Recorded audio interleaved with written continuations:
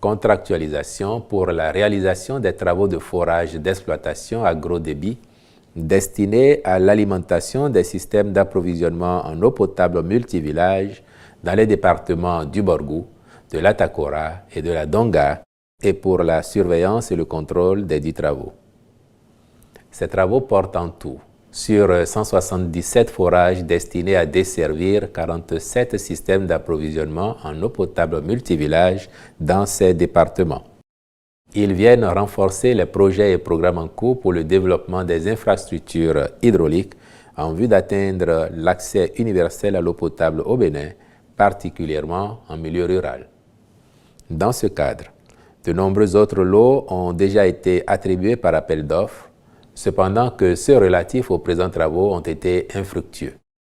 C'est donc pour éviter que cette situation compromette l'atteinte des objectifs que le Conseil a autorisé la contractualisation avec divers cabinets et entreprises aux fins de l'exécution diligente des marchés concernés dans un délai de 10 mois.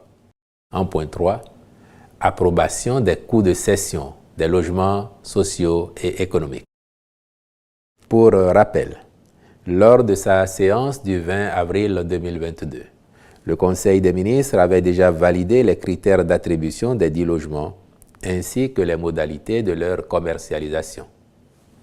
Celles-ci ont, depuis lors, fait l'objet des diligences requises pour stabiliser les coûts de cession.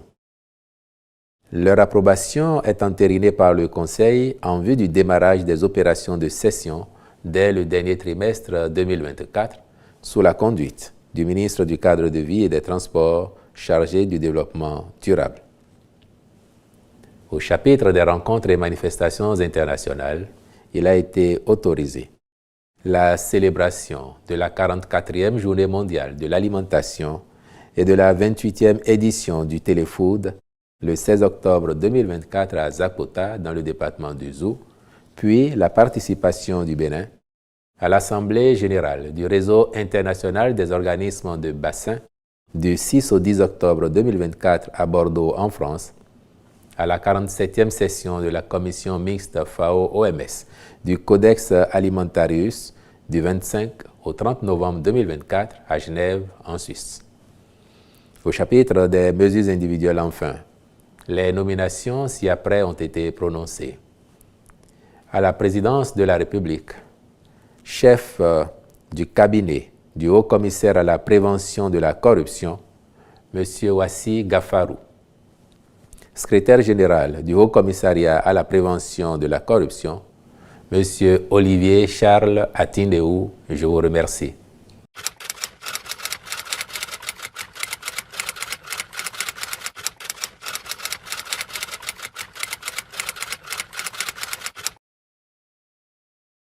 Je suis sûr que vous êtes sûr que, comme vous, j'attends que la justice de notre pays nous livre les éléments d'appréciation du dossier de l'espèce que vous évoquez, afin que l'opinion publique, l'opinion nationale comme internationale, soit située sur les raisons qui justifient les interpellations des personnalités que vous évoquez. Vous parlez de procédures, je ne suis pas qualifié pour les apprécier, mais je sais que s'il y a des incidents de procédure, cela se plaide devant les tribunaux et je voudrais que nous fassions tous confiance à la justice de notre pays pour nous situer et pour demain, le cas échéant, connaître d'un procès relativement à la matière dont vous parlez.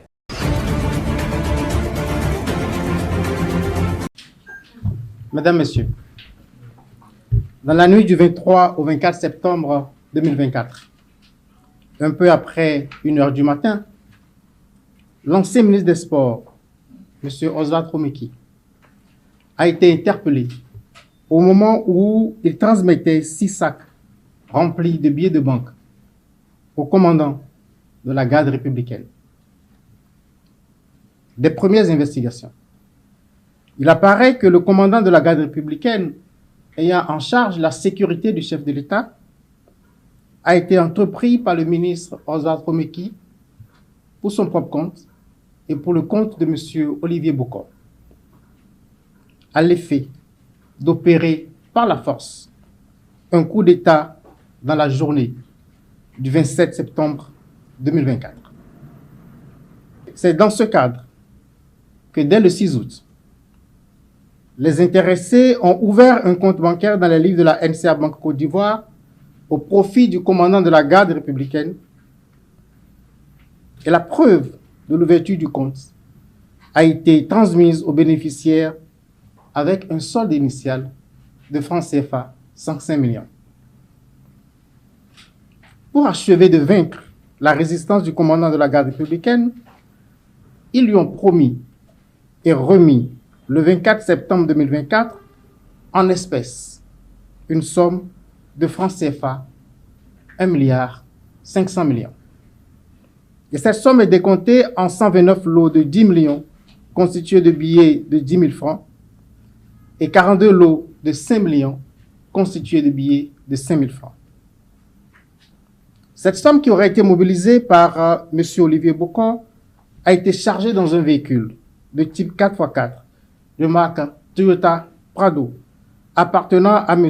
Oswald Romeki et muni d'une fausse immatriculation.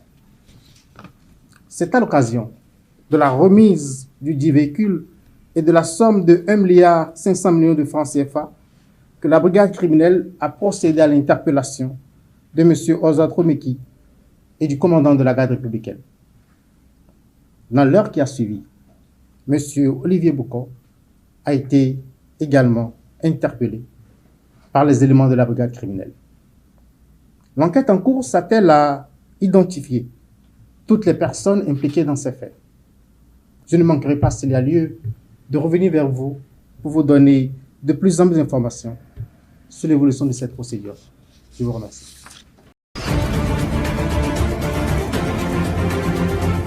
Inexistence ou mauvais fonctionnement de sièges au plan national et des sièges départementaux et défaut de participation à 2 élections législatives consécutives en violation des dispositions légales. Le tableau est peu reluisant quant au constat fait sur le terrain du 18 au 22 novembre 2023 par les équipes mixtes de la Commission électorale nationale autonome Sénat et de la direction des partis politiques et des affaires électorales du ministère de l'Intérieur et de la Sécurité publique. Le rapport synthèse de la mission de suivi et de contrôle de l'existence fonctionnelle des partis politiques au titre de l'année 2023 fait donc apparaître divers constats sur le niveau de conformité des partis politiques à leur encadrement juridique. On retient que 8 partis politiques ont donné la preuve de leur existence fonctionnelle, de leur siège national, tel que prévu par l'article 26 de la loi portant charte des partis politiques. 5 partis politiques n'ont pas pu satisfaire à cette exigence légale. Au terme de l'article 31 de la loi 2019-41 du 15 novembre 2019, modifiant et complétant la loi 2018-23 du 17 septembre 2018 portant charte des partis politiques en République du Bénin, la Sénat assure le suivi du financement public des partis politiques. Elle a donc le devoir de vérifier que tous les partis politiques sont en conformité avec les dispositions de la loi. C'est dans ce contexte que, quelques mois auparavant, la Commission électorale nationale autonome Sénat a déployé une mission aux fins de procéder au suivi et au contrôle de conformité de l'existence effective des partis politiques. Au cours de cette mission, les équipes de la Sénat, en collaboration avec la direction des partis politiques et des affaires électorales du ministère de l'Intérieur et de la Sécurité publique, ont parcouru le Bénin pour collecter des données relatives à l'existence effective des sièges de partis, au fonctionnement régulier des différentes instances statutaires, conformément au cadre légal régissant les partis politiques. Au cours de la rencontre préparatoire que la Sénat a eue avec vous, il vous avait été promis qu'à l'issue de la mission, chaque parti politique recevra un exemplaire du rapport.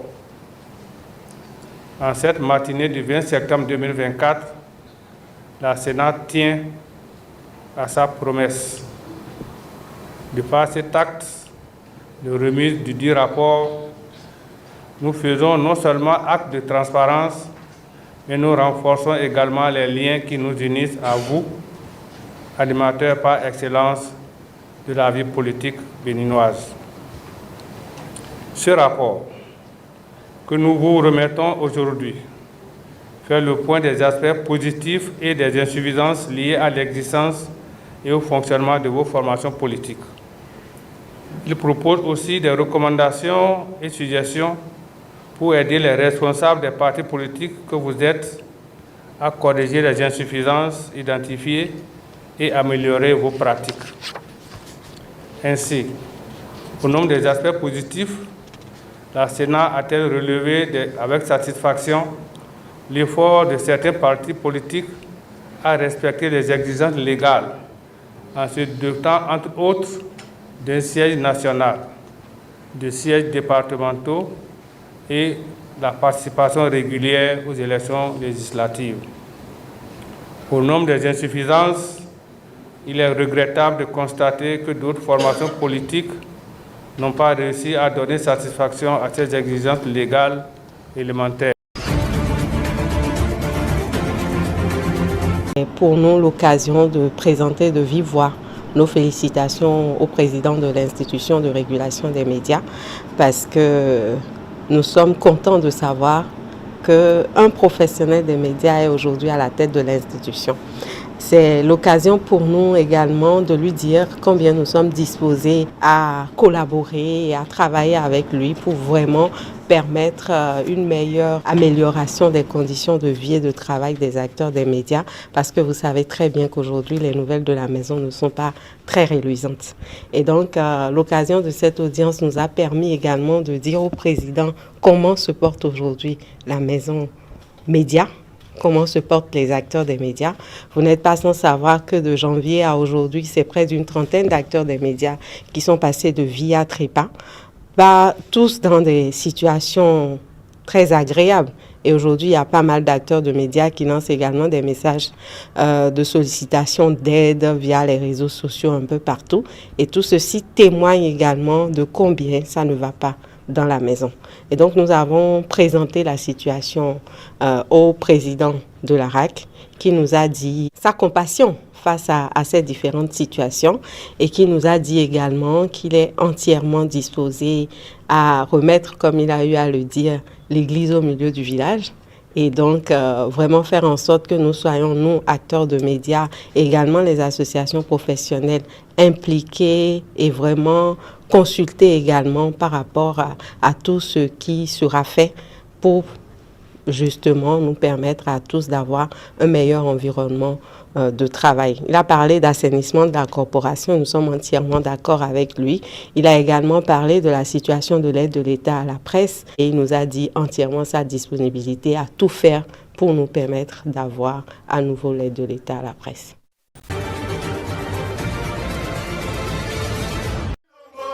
En République démocratique du Congo, des centaines de personnes ont manifesté mercredi devant le tribunal suprême pour demander la libération des prisonniers politiques, dont les 3 figures les plus importantes de l'opposition.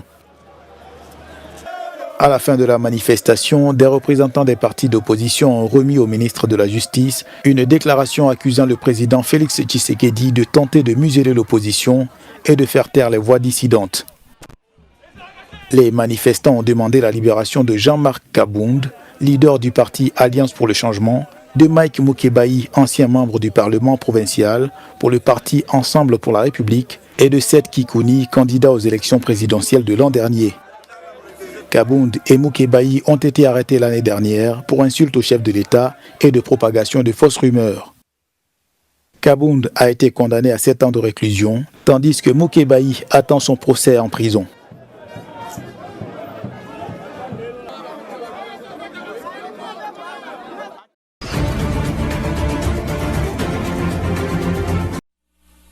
Le président congolais Félix Tshisekedi est revenu sur la scène internationale pour dénoncer l'agression rwandaise dans l'est de la RDC.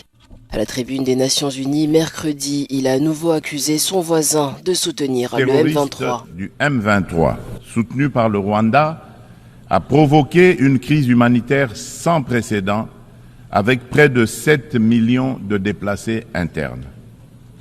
Cette agression constitue une violation majeure de notre souveraineté nationale. Nous appelons la communauté internationale à condamner fermement ces actes et à imposer des sanctions ciblées contre le Rwanda pour son rôle déstabilisateur et néfaste. Dans sa quête de paix et de stabilité, Tshisekedi a appelé les Nations Unies à intensifier leurs efforts contre le terrorisme. En tant que membre de la coalition mondiale contre l'État islamique, la République démocratique du Congo exhorte les Nations Unies à intensifier leurs actions pour mettre en œuvre les recommandations de cette organisation, notamment dans le cadre du processus d'Aqaba. Un appel soutenu par le président angolais qui a proposé un accord de paix entre les deux pays.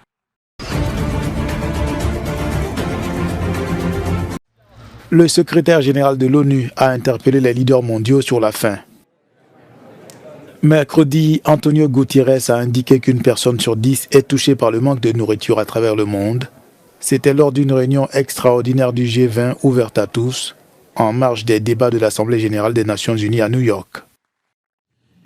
Il est honteux que dans notre monde d'abondance, environ une personne sur 10 soit régulièrement privée de nourriture pendant une journée entière ou plus, ce que l'on appelle l'insécurité alimentaire grave.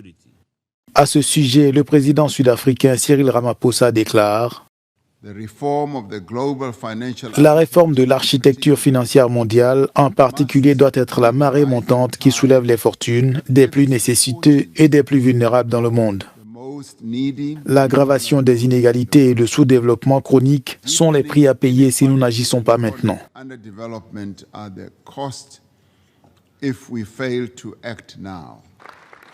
Même son de cloche chez le président du Brésil, Lula da Silva, qui propose l'imposition des pays riches afin de réduire les inégalités. Lors de la réunion, les membres du G20 ont convenu d'un appel formel à l'action pour une réforme de la gouvernance mondiale, une réforme du système multilatéral et des principales organisations internationales.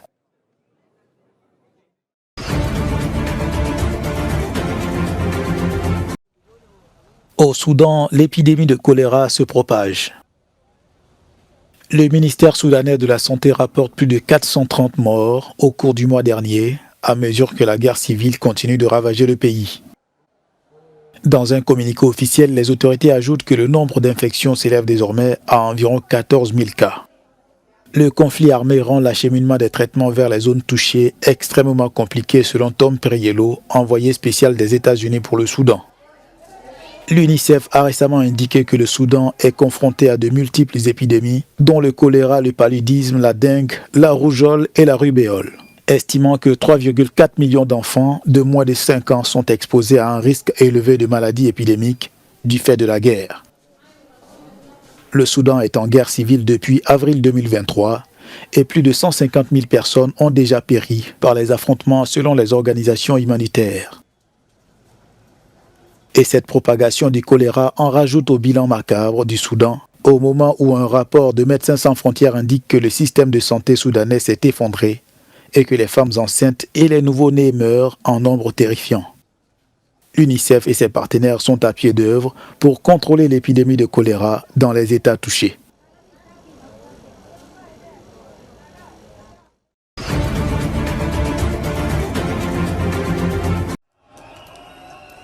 12 000 signatures ont été rassemblées par Amnesty International pour exiger une enquête judiciaire sur l'usage illégal de la force par la police au Kenya lors des manifestations de juin dernier. L'annonce a été faite ce mercredi par l'ONG qui dénonce une répression violente. Le 25 juin, des manifestations antigouvernementales d'abord pacifiques dégénèrent après que des protestataires pénètrent dans l'enceinte du Parlement.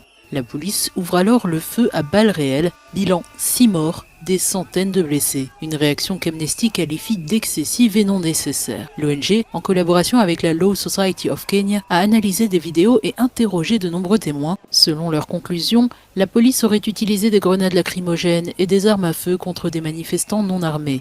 Certains agents n'étaient ni en uniforme ni identifiables. Hier, devant le ministère de la Justice, des mères de victimes ont remis une liste des personnes tuées.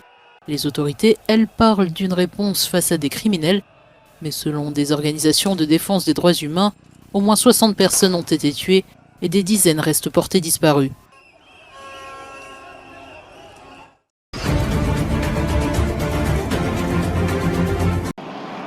L'Afrique du Sud a accueilli mercredi les restes de 42 combattants de la liberté, rapatriés après des décennies d'exil en Zambie et au Zimbabwe. Ces héros ont sacrifié leur vie dans la lutte contre l'apartheid.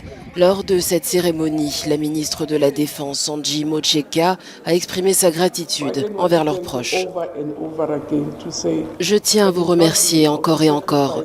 Sans les sacrifices de vos enfants et frères et sœurs, vous n'auriez pas eu la chance de recevoir les dépouilles de ces soldats. Aujourd'hui, vous ne recevez que des restes, mais ce pays ne serait pas là où il est sans eux. Ce rapatriement s'inscrit dans un programme gouvernemental visant à offrir aux familles un sentiment de clôture. Pour les proches de ces martyrs, la cérémonie a été une occasion de rappeler à tous le coût inestimable de la liberté. Nous avons notre propre combattant de la liberté qui s'est noyé dans le fleuve Zambèze. Nous avons pu visiter le lieu de sa noyade et son endroit d'inhumation.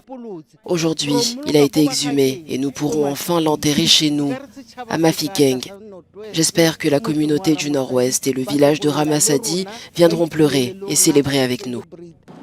Ces combattants ont consacré leur vie à la lutte contre un régime qui a opprimé des milliers de Sud-Africains. Beaucoup ont quitté leur pays pour recevoir une formation militaire et combattre pour la liberté, alors que d'autres fuyaient la répression de l'apartheid.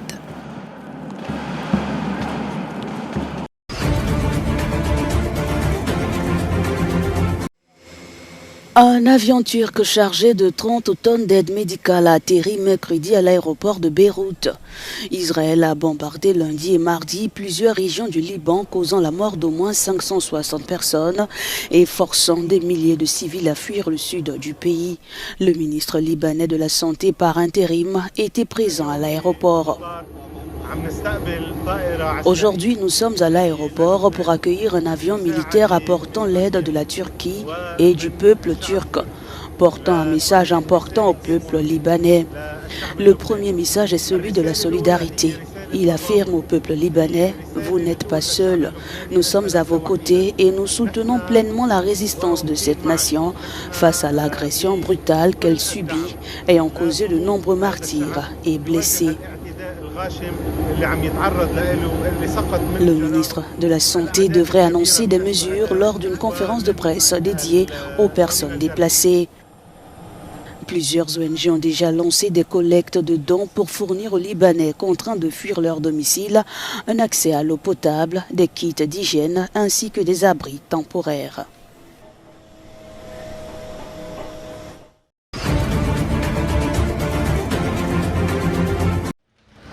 La Russie soutient l'intérêt manifeste du continent africain pour une place au sein du Conseil de sécurité des Nations Unies. Dans une interview accordée à l'agence TASS à la veille de la 79e session de l'Assemblée générale des Nations unies, le ministre russe des Affaires étrangères Sergueï Lavrov a trouvé légitime l'aspiration de l'Inde, du Brésil, mais aussi d'un pays africain à rejoindre la table des puissants du monde en qualité de membre permanent de l'organe décisionnaire de l'ONU. Selon le chef de la diplomatie russe, il existe des positions collectives partagées en Afrique que son pays respecte. Par ailleurs, Sergueï Lavrov a ajouté qu'un élargissement du Conseil de sécurité des Nations unies qui accorde un statut permanent à l'Allemagne et au Japon n'est pas nécessaire. Début septembre, les États-Unis avaient déjà formulé leur soutien à l'octroi de 2 nouveaux sièges permanents à l'Afrique au sein du Conseil de sécurité des Nations unies.